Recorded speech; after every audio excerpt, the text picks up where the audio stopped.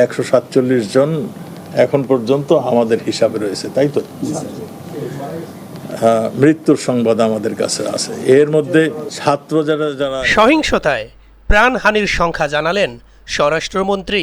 প্রিয় দর্শক, অনুরোধ রইল ভিডিওটিতে একটি লাইক দিয়ে আমাদের ইউটিউব চ্যানেলটি সাবস্ক্রাইব করে দিবেন এবং ভিডিওটি সম্পর্কে আপনার মূল্যবান মতামত কমেন্টস করে জানাবেন।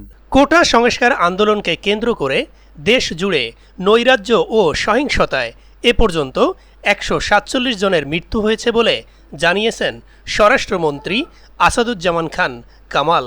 গতকাল রবিবার সচিবালয়ে সাংবাদিকদের এ তথ্য জানান তিনি।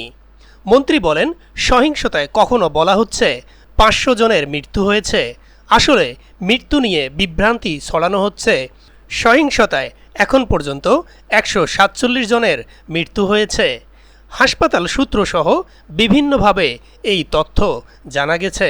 সহিংসতায় কতজন শিক্ষার্থীর মৃত্যু হয়েছে জানতে চাইলে তিনি বলেন, ছাত্র কতজন এখনও বিস্তারিত জানা যায়নি, আরও যাচাই করে তথ্য জানানো হবে।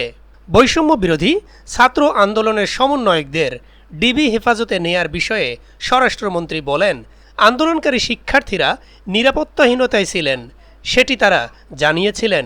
এ কারণে তাদের নিরাপত্তার জন্যই হেফাজতে নেওয়া হয়েছে, তাদের গ্রেফতার করা হয়নি। নিরাপত্তা ঝুঁকিমুক্ত হওয়ার পরেই তাদের ফিরিয়ে দেওয়ার কথা চিন্তা করা হবে বলেও জানান তিনি।